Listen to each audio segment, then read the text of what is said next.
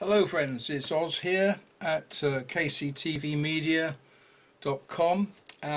It's a pleasure to be able to share this information with you this morning because the information could change your life.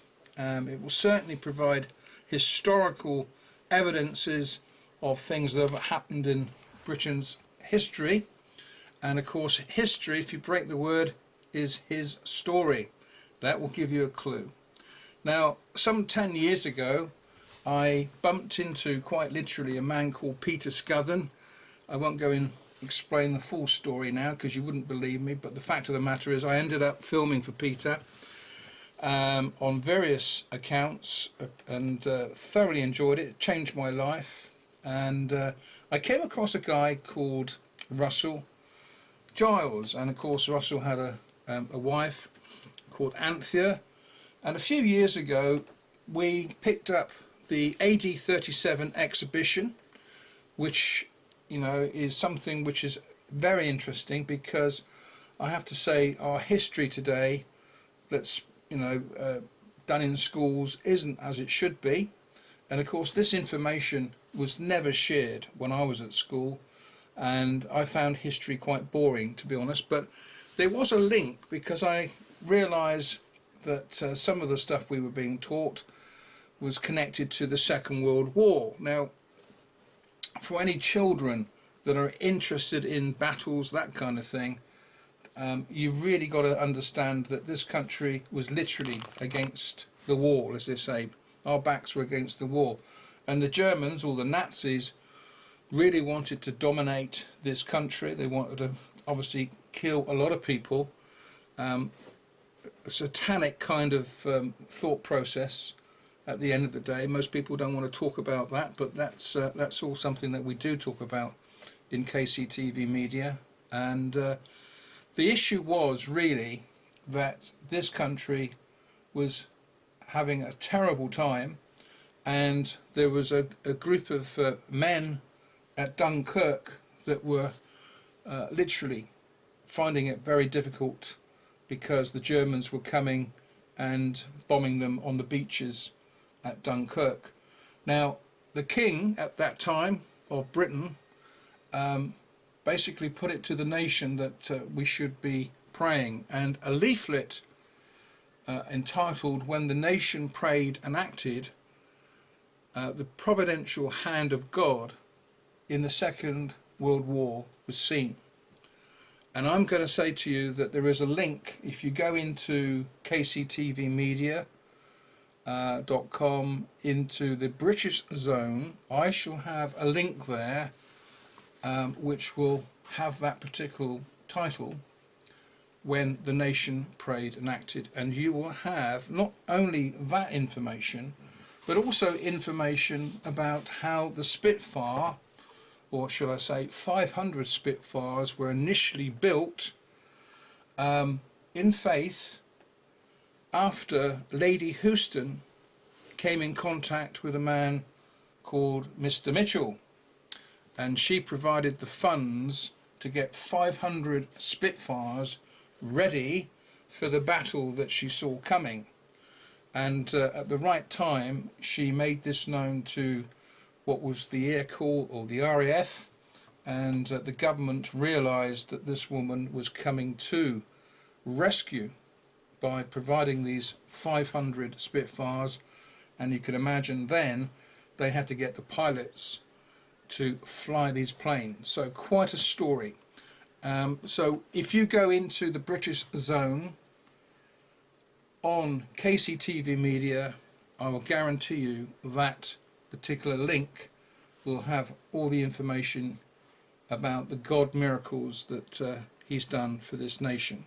Okay, and also I think I probably should add for Israel as well, because God is at work, of course, around the world. But in this particular situation, I'm coming back now to Russell and Anthea, and the information that we're providing here is not in schools, but this particular exhibition has been given license to be shown in schools, in cathedrals, in village halls, anywhere, literally, because the information declares the true history of this nation. And the true history has been put to one side for various reasons, because certain governments haven't wanted to have this information shared to the population.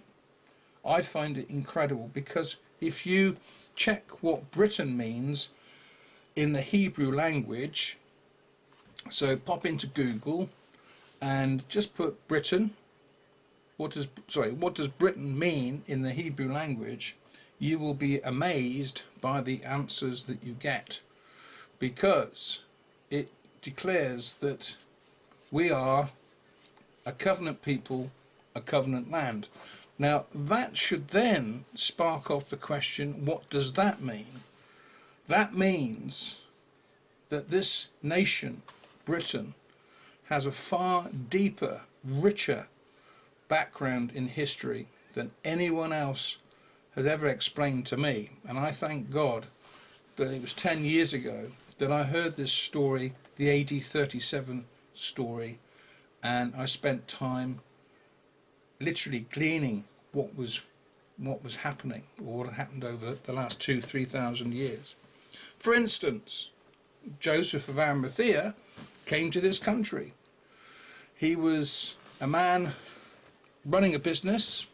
He was obviously wanting to get various metals which would be used, in this case, in the Holy Land, in the Middle East. So he went where the metals were being mined, and certainly Cornwall at that time was a place where tin, copper, gold, silver, precious metals were being mined. In fact, Solomon, he didn't personally come here, but he would have had people researching where they could get metals for the temples that he was building, and that was 3,000 years ago, or near to it. So Britain as a country has been wildly known about for some time, and you'll come across information which will show you this. And there's a lot of other known writers who have written about the history of this country. To be honest, I'm amazed that people don't want to know their history, but when you realise that we are filled with rich history in this country. If you go down to Cornwall, Padstow to Foy, there's a place called the Saints' Way. Again, you can put in Google the Saints' Way, and if you put Jesus or Joseph of Arimathea alongside that search, you will come up, or should come up, with a lot of very interesting information. That's not to be confused with the other links down in the southeast from Canterbury, Pilgrim's Way. That was a Catholic thing, and definitely not linked to the Saints' Way, because the Saints' Way goes back really 3,000 years.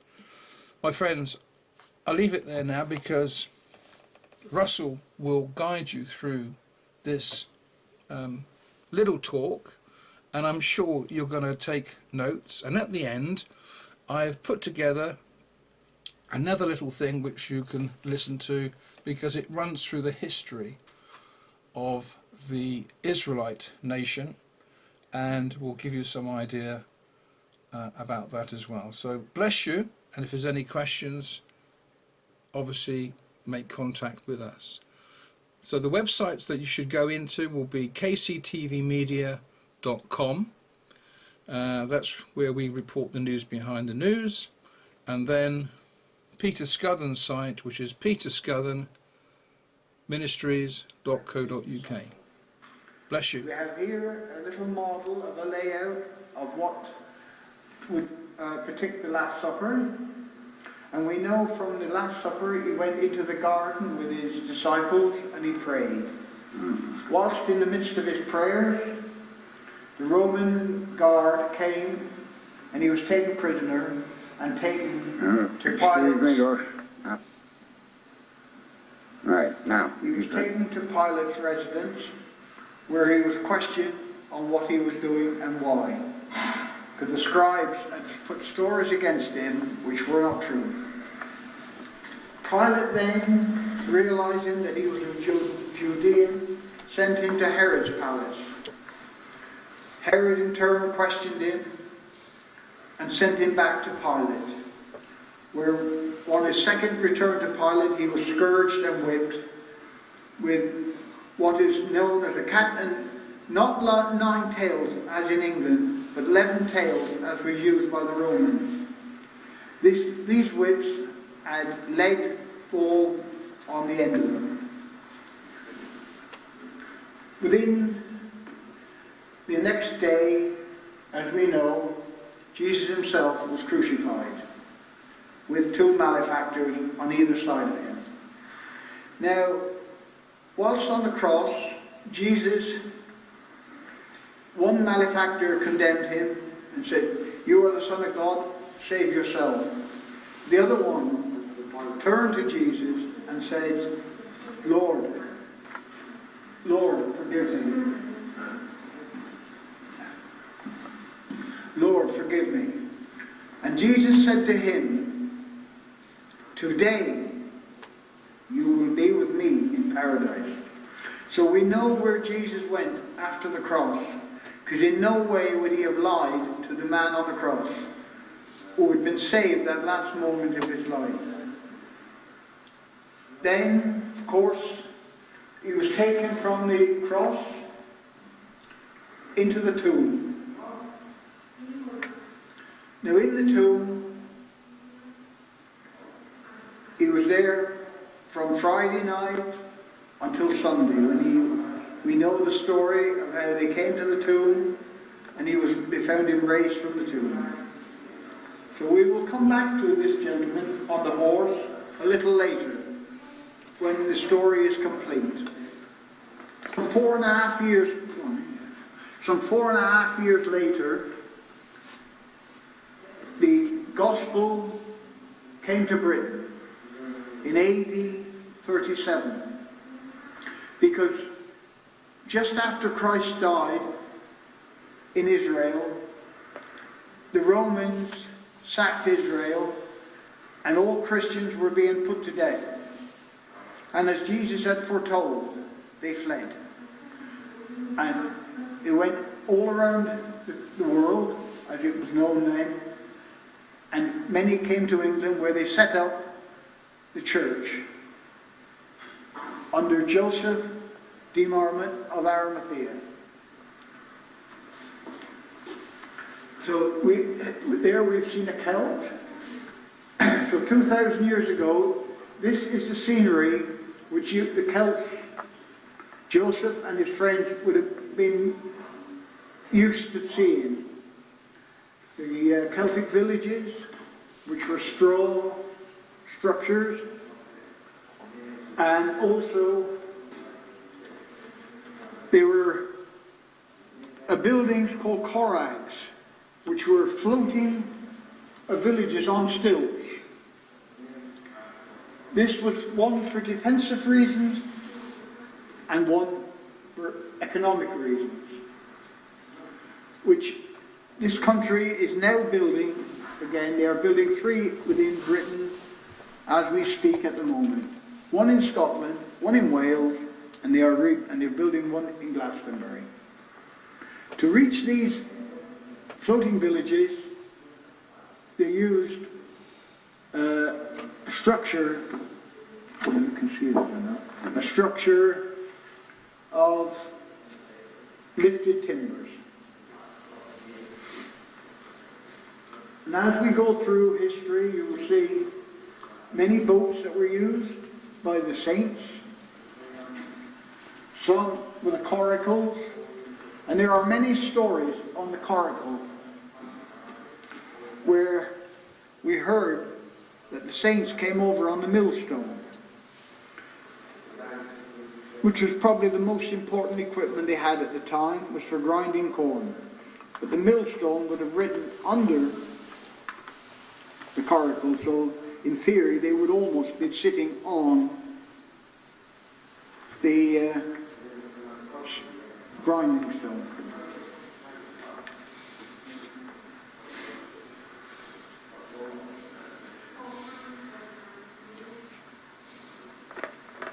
Well, if you can see here up close, we have the various dresses of the Celtic men. The dress of the rich man and his lady, and this is the same gentleman dressed in his war equipment. Here you have the bards, the druids, the philosophers, the various people who ruled the Celtic race at that given time. Across just here, you'll see we have one of those village representation of one of those villages on stilts. Also a hill fort and the houses. This is AD37, who we all know and have loved for many years. Her statue you will find outside of the Houses of Parliament in London. Above there is Caradoc. His father was the one responsible for bringing Christianity to Britain. His uncle. And Caradoc was taken to Rome after his sister had betrayed him in chains, where he spoke to the Queen Agrippa, who said, "You almost trained me to be a Christian." At the same time, instead of being put to death in the Colosseums, the Caradoc family were put under house arrest in Rome, where they stayed for 7 years. In the House of Britannicus, which is now a part of the Roman Church area complex, the Vatican City. As we go through history, this is on Iona.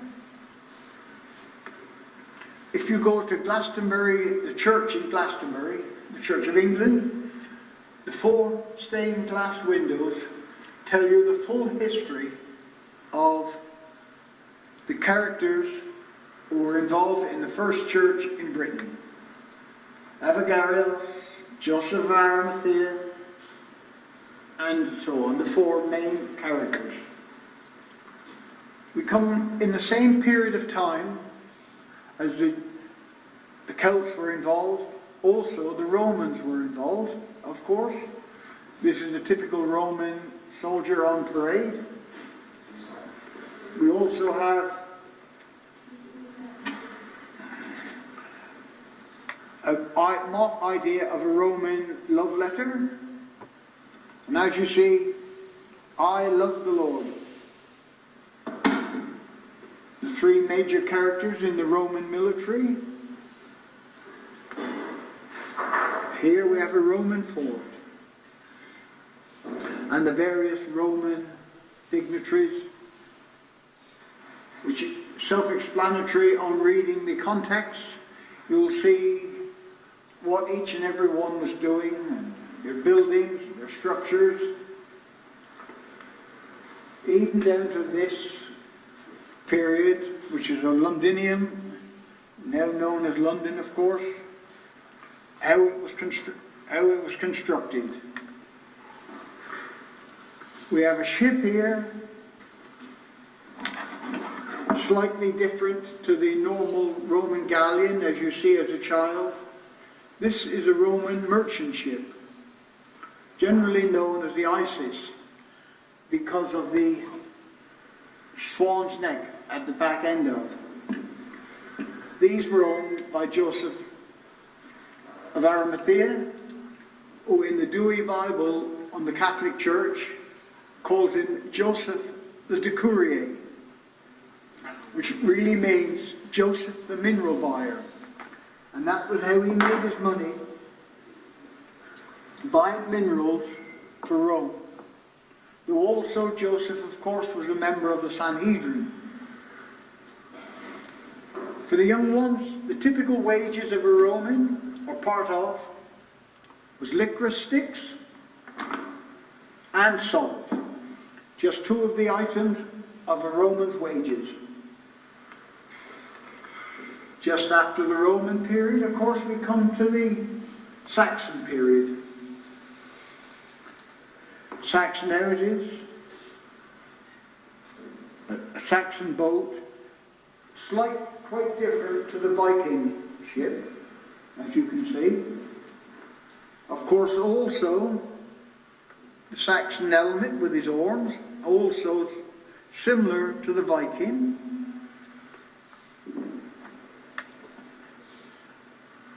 These gentlemen is a typical type village, which it's been rebuilt in West Stowe in Suffolk.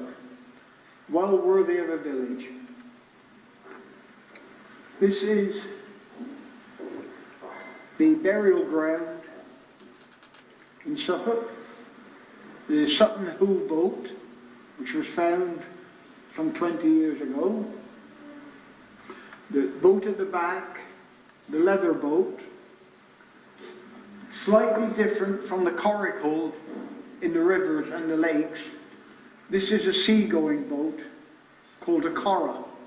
Again, made of leather, and the full structure of leather was, as I have on my key when I find it, approximately a 1/4 inch in thickness, known roughly by the Leather Authority as the second cut-in of leather. After the Saxons, of course, we have the Vikings. A Viking or Saxon drinking mug, made of leather, typical with pitch inside. Many Romans, of course, died with pitch and lead in their systems. The Viking ship. And also for the dear ladies who wish to light a fire, we have flint, which can be picked up on any stone or beach or area. And we have a striker, a piece of metal which you place your hand through and strike. Whether you can see the sparks, we don't know. But that is the theory of how you got your light with a tinder box. You had a tinder box where you kept your dry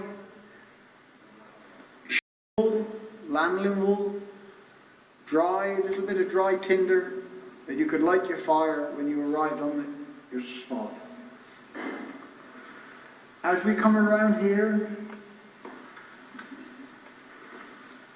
we can see the story of Israel. We have the King's Highway, which is still in existence, some 3,500 years from when it was first constructed. And in Joshua we read that Moses would be on Mount, and he would not be allowed to go in to see it. He could see Israel, but he was not allowed into Israel. And Joshua, who was to take over the ruling of the children of Israel, was instructed by God that Joshua was to get 12 men, one from each tribe. When the Ark of the Covenant stopped in the river would part, all the children of Israel would cross, but the one man of each tribe would pick up a stone, place it upon his shoulder and carry it for 1 day to the day's journey. At the end of the day, Joshua was informed to upend the stone. In other words, make it a standing stone. The 12 stones were placed into a circle. The area is still there, known, and it's called Gilgal, the stone circle. It became the teaching place for the Jews who were in charge of the temple, for the priests, the Levites. It became the administration center for the Jews as they moved into their own now new land, which is now, as we know, Israel. The full story is explained in Joshua in the Bible, which you can find if you search the Bible around Joshua and places of that sort. We come now to the first officially known. This is where Joseph of Arimathea is supposed to have come in Glastonbury, where the first church was built. The cross was erected at the request of Her Majesty the Queen Elizabeth on the spot when they did the excavation. It was this spot, they believe, was the spot of the first original wattle church. As Augustine said when he arrived in Britain in 300, he wrote back to the Pope Gregory and said, "I found a church made with our Lord's own hand." Pope Gregory did not condemn this statement, but stated to cover it with lead, and I will pay from my own purse.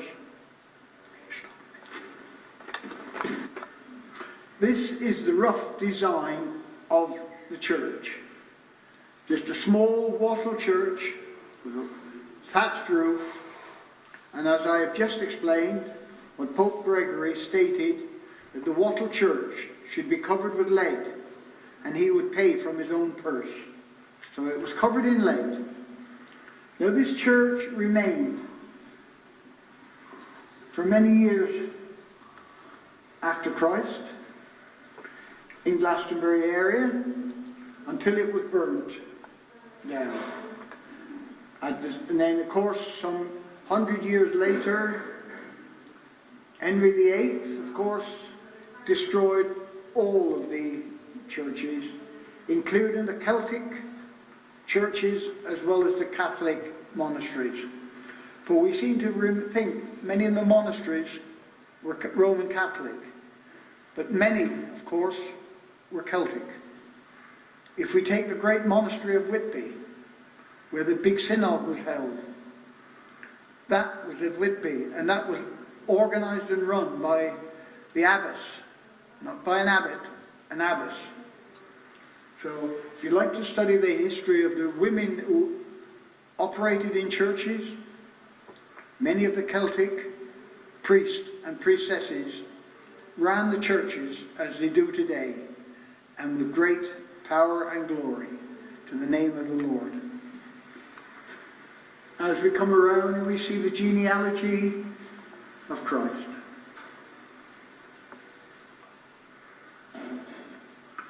And then we turn to this other side, and here we have a replica model of Noah's Ark. If we read the Bible, of course, many people predict it as a boat, but actually the Bible gives it in the measurements as a shoebox. Glorified shoebox with 3 decks, and the upper deck with 12 divisions. Yes, there was no reason for a bow or a stern, because as a shoebox, God himself controlled the movement of it. If it had a pointed bow and a rudder, man would have tried to control it, as he is trying to control the world now, instead of allowing God to control the world. We have here a complete how to make pitch, how it was made in the time of Christ. We also have other technical details of the area and the waters and how the constructions were built. Here we have also a description of the early church, the Celtic church in Britain. And if we come around this side of the table, we have documentation of the stone of Scone, the stone which was taken from Scotland and brought down to London, and in the last couple of years has been returned to London. We have a lovely church, in a church at Nevin in Wales, a standing stone carved with many Celtic symbols. And within the church itself, there is a stone hogshead and Ogham writing, for those that are interested. Here we have the Queen receiving the piece from the thorn, which Joseph is reputed to have pushed his rod into the hill, the Worrell Hill, and a thorn grew.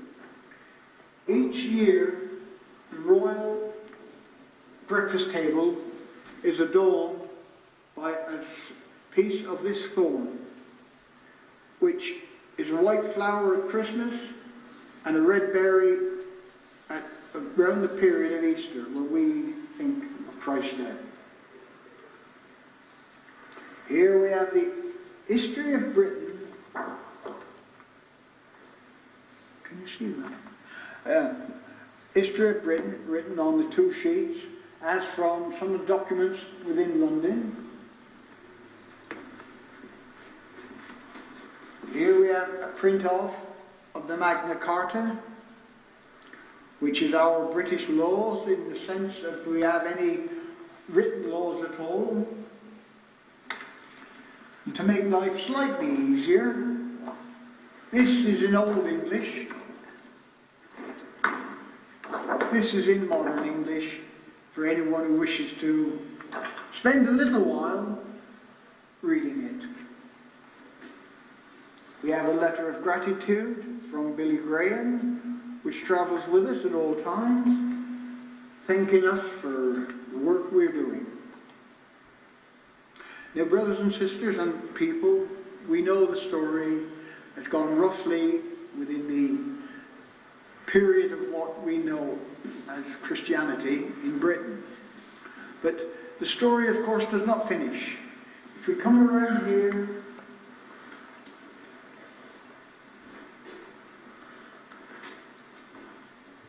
we will see the man on the white horse in the book of Revelation. We know there are 2 stories of the white horse. But Jesus himself said, "You will recognize me, because I have the blood nail marks in my hands and my feet." So we have the story which goes from the Last Supper right through to the cross and to the tomb and to the resurrection. We know how the story came into Britain and went around through the Saxons, the Vikings, the Romans, and maybe more important, the story comes to you to carry on. And this is our request, that anyone seeing it and using it for their behalf as a missionary outreach, feel free to do so. They can apply to the Reverend Peter Scothern or to Anthea and Russell Giles for the use of this outreach mission. We bring it free of charge, and a love gift is always accepted for fuel. So we leave it entirely to you, and we would ask solely that you would pray to receive the great blessing given to each and every one of us by our Lord Jesus and his life and his forthcoming future. As we wait for your return, Lord, and we bless you for all the work you do on our behalf, through us and by using us, we offer our services to you. Amen. Because it's BJ and the Vermont campaign days, the end of the war, we've added a little piece which starts off with Britain, and these are the prayers that the government of this country and the king of this country asked that the whole country would have 3 full days of prayer for the salvation and the saving of Britain. The king himself also wrote a prayer. Here we have the celebrations just after the VJ Day, B Day, I'm sorry. Then we have the VJ Day, showing many of the animals, the elephants, and down here the animals that were used within this country, and are still used in this country by the government, the armies, the elephants, the camels, the ponies, the horses, the dogs, even the dolphins, which are used to protect the ships in the sea. And with another great thanks, we would like to thank all the private, voluntary people during the war who kept the city's transport, the town transport moving. The fire service, the trains, the haulage, the buses, the trams, trolley buses. We forget them many a time, but they have done great service. Just in concluding, I'm going to ask Brother Alec to read the King's Prayer. There was a poem written, it's one verse of a poem written, and the King read it on the radio during the Second World War, when he called upon the days of prayer. I said to the man who stood at the gate of the year, "Give me a light that I may tread safely into the unknown." And he replied, "Go out into the darkness and put your hand into the hand of God. That shall be to you better than light and safer than a known way." Christmas 1939. Thank you very much indeed, everybody, and we hope and pray that within God's service you will enjoy this little effort of tape for your instruction, so you may see and understand what it's about, and if we can be of service to you through our Lord Jesus Christ, we offer the exhibition freely to you for your use as an outreach. Thank you. God bless.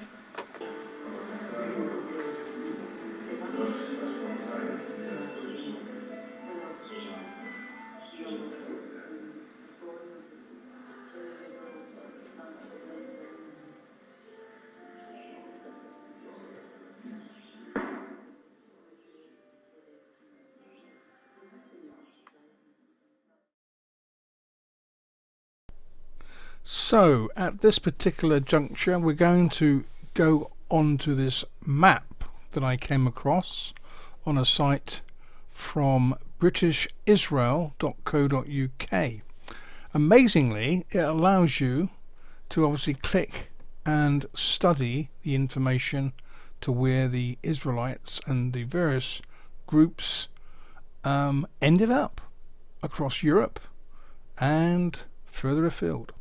Anyway, hope you enjoy it, and I had to do it in one hand. There's no other way I could do it, but I hope this is of help to you, and it gives you some idea of where your history's been and where we all come from.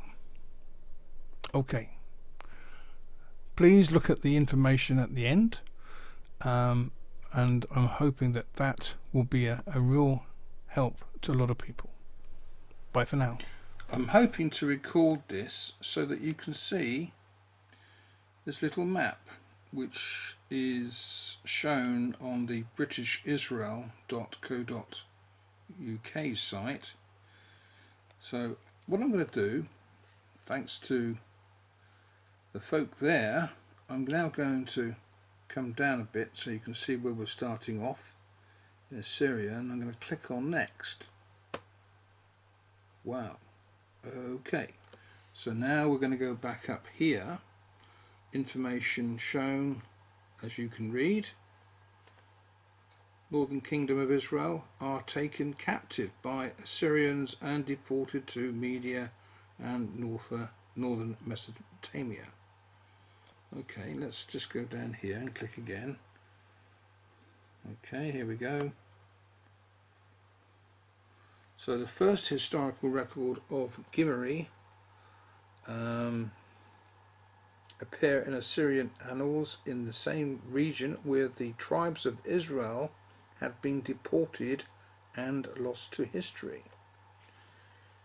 Interesting. Right, okay, let's go down, click again. Movement this time.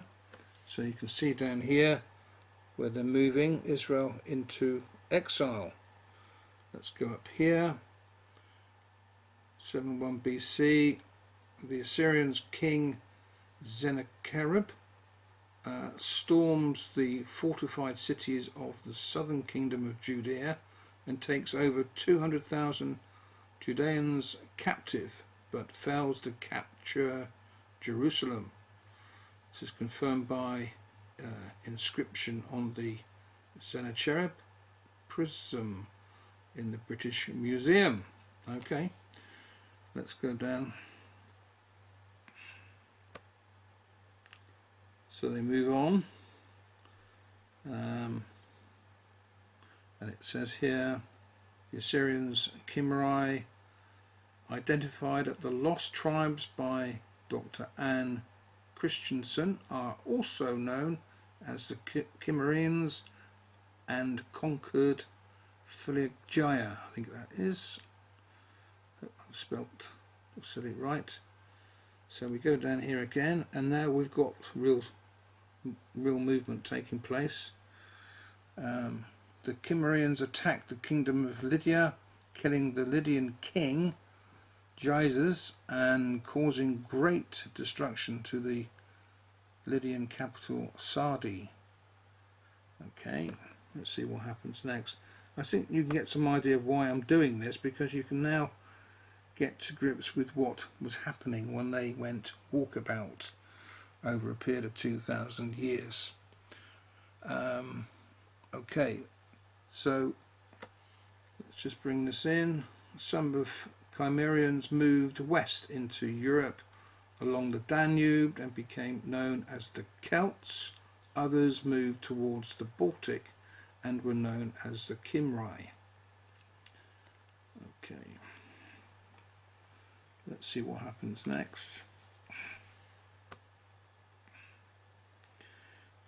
Okay, Nebuchadnezzar, king of the Babylon, destroys Jerusalem and takes all but a few of the inhabitants captive to Babylon.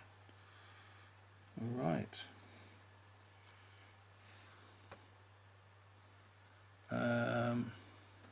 This is working.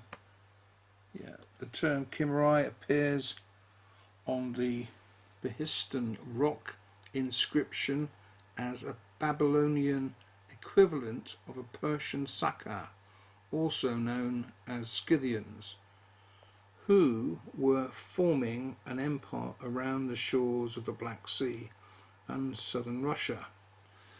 Well, that'll be easy to find. Let's go to the next bit. Okay, there's quite a lot. Adrius in the Apocrypha reports the lost tribes of Israel on the western shores of the Baltic Sea, undoubtedly the same people as the Cimmerians and Scythians of secular history.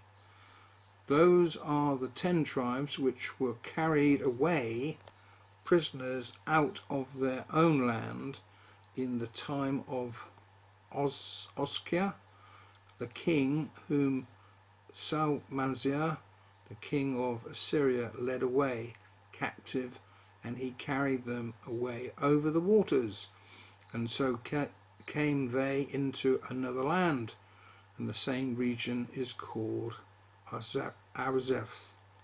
Okay, I think that is Arzareth. Let's see what happens now.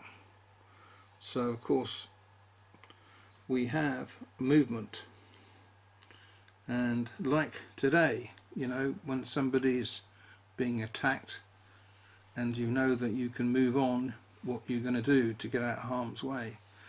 So this is 600 to 100 BC onwards. Celts arrive in Britain mainly from Europe. 200 to 100 BC, the Scythians of southern Russia are driven westward by marauding Sarmatian nomads from the east. Okay.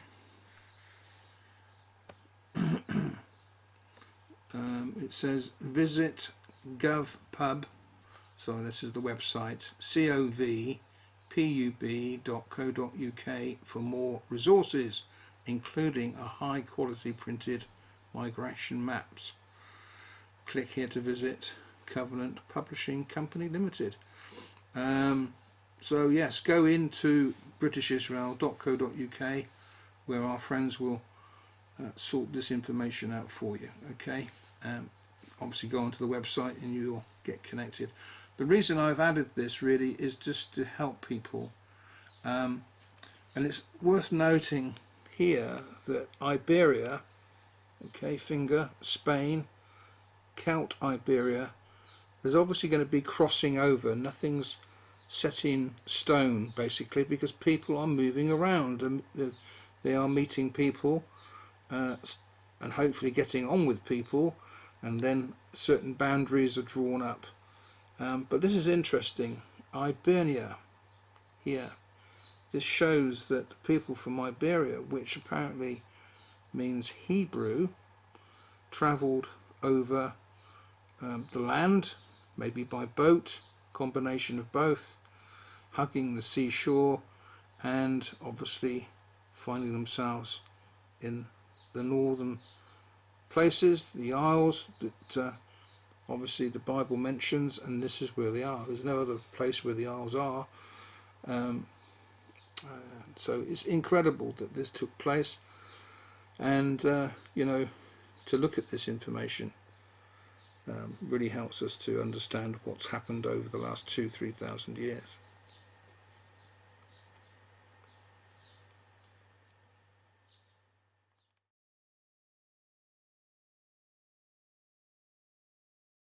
Well, friends, that's the end. Many thanks for staying with us, especially on the last bit, because that covers a lot of history, literally. We will be putting some sites together for you, and if you are interested in knowing about the DVD sets that we're linking up, please look at the website, okay? And of course, go into Peter Scuthen's site on the videos, because everything that's connected with the AD37 and other material will be shown on Peter's site. Okay, bye for now.